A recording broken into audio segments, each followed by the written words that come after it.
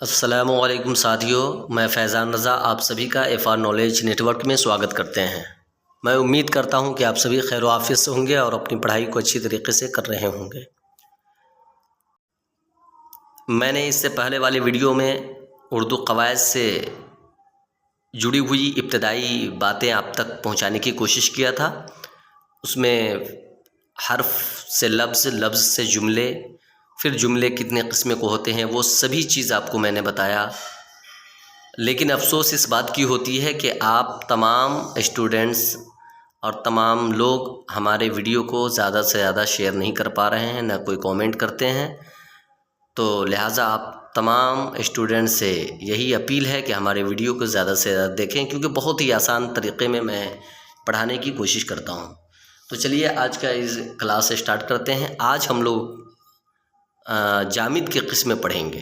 اس سے پہلے والے ویڈیو میں اخیر جو ہماری باتیں تھی، میرا اخیر سبق جو تھا وہ بناوٹ اور اشتقاق کے اعتبار سے اسم کی 3 قسمیں ہوئی تھی: جامد، مصدر، مشتق۔ آپ نے جامد کی تعریف پڑھا، پھر مصدر پڑھا، پھر اس کے بعد مشتق پڑھا۔ آج ہم جامد کی کتنی قسمیں ہیں اس کے بارے میں پڑھیں گے۔ تو جیسا کہ آپ سبھی یہاں پر دیکھ پا رہے ہیں، جامد کی 2 قسمیں ہیں۔ جامد کی 2 قسمیں ہیں۔ جامد کی 2 قسمیں ہیں۔ وہ کون کون سی ہیں؟ تو کہہ رہے ہیں جامد کی 2 قسمیں ہیں: اسم نکرہ، جس کا دوسرا نام اسم عام ہے، یعنی اسم نکرہ یا اسم عام، دوسرا اسم معرفہ یا اسم خاص۔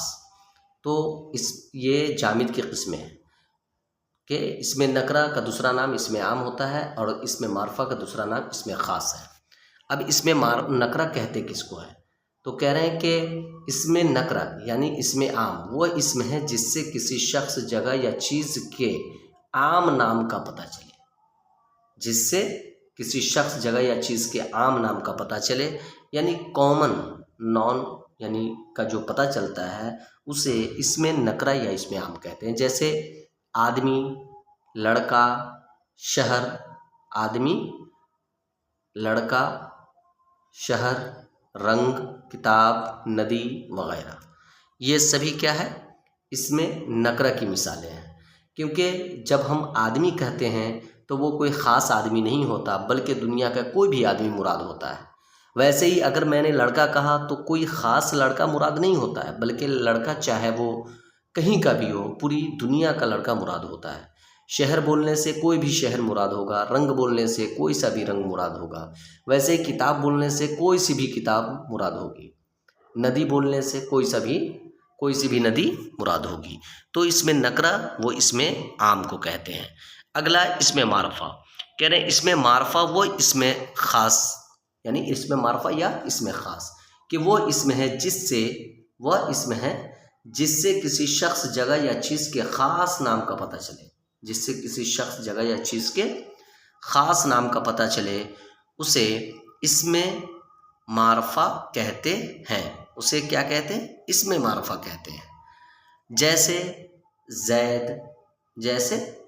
زید، دہلی، گنگا، ہمالیہ، پٹنہ وغیرہ۔ اب ان مثالوں میں آپ دیکھ پا رہے ہوں گے کہ زید میں نے کہا تو کوئی خاص لڑکا ہی ہے زید، بٹ خاص ہو گیا زید۔ دہلی شہر کا نام ہے، اب جیسے ہی میں نے دہلی کہا تو کوئی دوسرا شہر نہیں بلکہ دہلی مراد ہو گئی۔ اسی طرح گنگا بولا تو ندی کا نام ہے، اب یہاں پر کوئی دوسری ندی نہیں مراد ہوگی بلکہ گنگا ندی خاص ہو گیا۔ ویسے ہی ہمالیہ ایک پہاڑ کا نام ہے، تو میں اگر پہاڑ کہتا تو کوئی سا بھی پہاڑ مراد ہو جاتا، لیکن یہاں پر ہمالیہ جیسے ہی میں نے کہا خاص ہو گیا۔ اسی طرح پٹنہ بھی شہر کا نام ہے۔ تو اسم معرفہ کسے کہتے ہیں؟ کہ وہ اسم جس سے کسی شخص، جگہ یا چیز کے خاص نام کا پتہ چلے اسے اسم معرفہ کہتے ہیں۔ اب آئیے کل کا خلاصہ ہم لوگ دیکھتے ہیں کہ ہم لوگوں نے کل کیا پڑھا تھا۔ دیکھیے سب سے پہلے ہم نے اسٹارٹ کیا تھا حرف سے۔ اب حرف کہتے کس کو ہیں؟ تو الف سے لے کر یا تک جتنے بھی حروف ہیں وہ اسے حرف کہتے ہیں۔ کیا کہتے ہیں؟ حرف۔ اب اسی حرف سے یعنی الف، با، پا، تا، ان تمام حرف سے ہم لوگ کیا کرتے ہیں، اس تمام حرف کو ملا کر ایک لفظ تیار کرتے ہیں. کیا کرتے ہیں؟ لفظ تیار کرتے ہیں. اور لفظ کے مجموعے کو کیا کہتے ہیں؟ جملہ کہتے ہیں. تو لفظ کتنے قسم کے ہوتے ہیں؟ تو دو طریقے کے ہوتے ہیں. ایک ہوتا ہے موضوع اور دوسرا ہوتا ہے مہمل. کیا ہوتا ہے؟ موضوع اور مہمل. جو آپ نے کل پڑھا کہ موضوع وہ ہے جس کا کوئی میننگ ہو، اب مہمل وہ ہے جس کا کوئی میننگ نہ ہو. پھر جس کا میننگ ہوتا ہے اس کی تین قسمیں ہیں. یعنی موضوع کی کتنی قسمیں ہیں؟ تو تین قسمیں ہیں. موضوع کی کتنی قسمیں ہیں؟ تین. اسم، فعل، حرف. ہم نے اسم بھی پڑھ لیا تھا، فعل بھی پڑھ لیا تھا، حرف. یعنی ہم نے کیا پڑھا تھا کہ اسم کسی شخص، جگہ، چیز کے نام کو اسم کہتے ہیں. فعل یعنی جس سے کسی کام کا ہونا یا کرنا کسی زمانہ کے ساتھ سمجھا جائے، فعل کہلاتا ہے. حرف وہ ہے جو کسی اسما کا محتاج ہو اپنا معنی بتانے میں، جیسے کا، کے، کی، پر میں اس طریقے کے ورڈ ہوتے ہیں جو حرف کہلاتے ہیں. تو ہم نے اسم کی بھی تعریف پڑھی تھی، حرف، فعل بھی پڑھا تھا. یہ میں خلاصہ پیش کر رہا ہوں کہ کل ہم لوگوں نے کیا کیا تھا. ٹھیک ہے. اس کے بعد پھر اسم کی دو طریقے ہیں. اسم کو استعمال کرنے کے دو طریقے ہوتے ہیں. ایک کیا ہوتا ہے؟ بناوٹ اور اشتقاق کے اعتبار سے ہوتا ہے، ایک معنی کے اعتبار سے ہوتا ہے. تو بناوٹ کے اعتبار سے ہم کس میں آئے تھے؟ تو بناوٹ کے اعتبار سے جامد، مصدر، مشتق. بناوٹ کے اعتبار سے اسم کی تین قسمیں ہیں. وہ کون کون سی ہے؟ تو جامد، مصدر، مشتق ہے. اب معنی کے اعتبار سے کتنی قسمیں ہیں؟ تو دو ہے. تو اس میں ذات اور اس میں صفت. اتنا ہم نے پڑھا تھا. اب پھر جامد کی کتنی قسمیں ہیں بھائی؟ تو اس میں معرفہ ہے اور اس میں نکرہ ہے. جامد کی کتنی قسمیں ہیں؟ دو. اس میں نکرہ اور اس میں معرفہ. اس میں نکرہ کسے کہتے ہیں؟ اب ہم اس کو جانیں گے. تو اس میں نکرہ بھی ہم نے کل پڑھ لیا تھا کہ اس میں نکرہ وہ اسم ہے جس سے کسی شخص، جگہ، چیز کے عام نام کا، جو ابھی آپ نے پڑھا، کا پتہ چلے. اور اس میں معرفہ وہ ہے جس سے کسی شخص، جگہ، چیز کے خاص نام کا پتہ چلے. اب اس میں معرفہ کی کتنی قسمیں ہیں اسے ہم دیکھتے ہیں. تو چلیے اس میں معرفہ ایک ایک یعنی کہ قواعد کو میں نے آسان کر کے آپ تک پہنچانے کی کوشش کیا ہے. اب اس میں معرفہ کی مندرجہ ذیل 7 قسمیں ہیں. کتنی قسمیں ہیں؟ 7 قسمیں ہیں. پہلا علم، دوسرا ضمیر، تیسرا اشارہ، چوتھا موصول، پانچواں معہود، چھٹا مضاف اور ساتواں منادا. علم، ضمیر، اشارہ، موصول، معہود، مضاف، منادا. اب علم کسے کہتے ہیں؟ تو آج چلیے ہم اس کی تعریف دیکھتے ہیں. کہہ رہے کہ علم وہ اسم معرفہ ہے جو خاص آدمی، جگہ یا چیز کے نام کو بتائے. علم وہ اسم معرفہ ہے جو خاص آدمی، جگہ یا چیز کے نام کو بتاتا ہے. یعنی گویا کہ علم کس کو کہتے ہیں؟ کسی بھی ناؤن کے خاص نام کو ہی علم کہتے ہیں. جیسے خالد، گنگا، پٹنہ، یہ سبھی اسم ہیں. اب اس کا جو خاص نام خالد جو ہو گیا یہ علم ہو گیا، گنگا جو ہو گیا یہ علم ہو گیا، پٹنہ جو ہو گیا علم ہو گیا، دلی جو ہو گیا یہ علم ہو گیا. بات سمجھ میں آ گئی؟ اب ضمیر کسے کہتے ہیں؟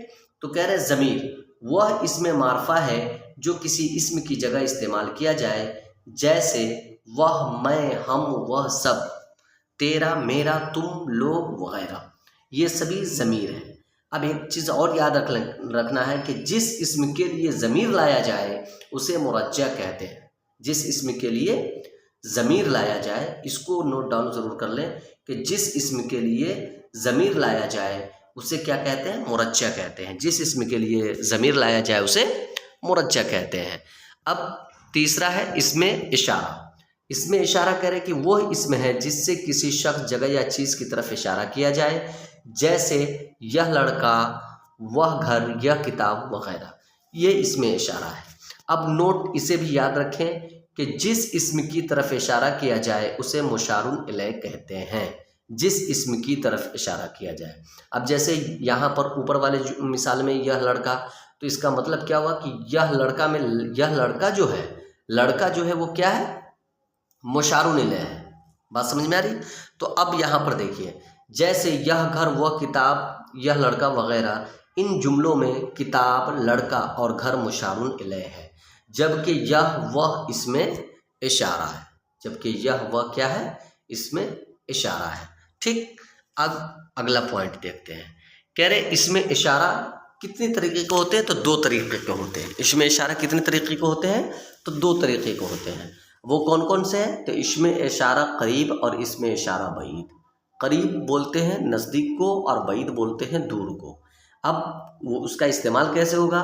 तो करीब के लिए यह इस्तेमाल होता है और दूर के लिए वह इस्तेमाल होता है, याद रखिएगा। अगर किसी भी इस्म की तरफ अगर हमें करीब के लिए इशारा करना है तो यह बोलेंगे, और अगर दूर के लिए इशारा करना है तो क्या बोलेंगे? वह बोलेंगे। ठीक है, चलिए अब मौसूल, इसमें मौसूल कह रहे हैं कि इसमें मौसूल वह इसम है जो एक वस्फी जुमला के बगैर अपना मानी ना बताए।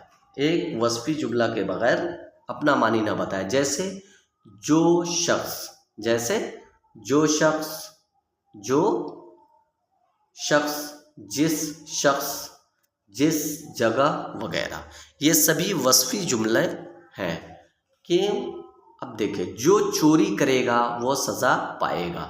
जिसने यहाँ यहाँ पर मोहब्बत लिखा गया है, यहाँ पर मेहनत होनी चाहिए। जिसने मेहनत किया वो कामयाब हुआ। जिसने मेहनत किया वो कामयाब हुआ। इन मिसालों में जो और जिसने इसमें मौसूल है। जो और जिसने इसमें मौसूल है। ज़िला, इसमें मौसूल के बाद जो जुमला आता है उसे सिला कहते हैं। इसमें मौसूल के बाद जो जुमला आता है उसे सिला कहते हैं। जैसे जो कुछ बोओगे वही काटोगे, जिसने मेहनत की कामयाब हुआ। इन जुमलों में बोओगे और मेहनत की सिला है। इन जुमलों में बोओगे और मेहनत की क्या हुआ? सिला हुआ। जवाब सिला, अब जवाब सिला क्या है? कह रहे इसमें मौसूल और सिला के बाद जो अगला जुमला बात मुकम्मल करने के लिए आता है उसे जवाब सिला कहते हैं। जैसे जो बोओगे वही काटोगे, जिसने मेहनत की वही कामयाब हुआ। अब इन जुमलों में वही काटोगे और वही कामयाब हुआ जवाब सिला है। जवाब सिला है। चलिए एक बार और देख लेते हैं। कह रहे हैं कि सिला, इसमें मौसूल के बाद जो जुमला आता है उसे सिला कहते हैं। जैसे जो कुछ बोओगे वही काटोगे, जिसने मेहनत की कामयाब हुआ। इन जुमलों में बोओगे और मेहनत की सिला है जवाब सिला कि इसमें मौसूल और सिला के बाद जो अगला जुमला बात मुकम्मल करने के लिए आता है उसे जवाब सिला कहते हैं। जैसे जो बोओगे वही काटोगे, जिसने मेहनत की वही कामयाब हुआ। इन जुमलों में वही काटोगे और वही कामयाब हुआ जवाब सिला है। तो मेरे अज़ीज़ दोस्तों, अज़ीज़ साथियों, मैं उम्मीद करता हूँ कि मेरा ये वीडियो आपको बहुत ही पसंद आया होगा।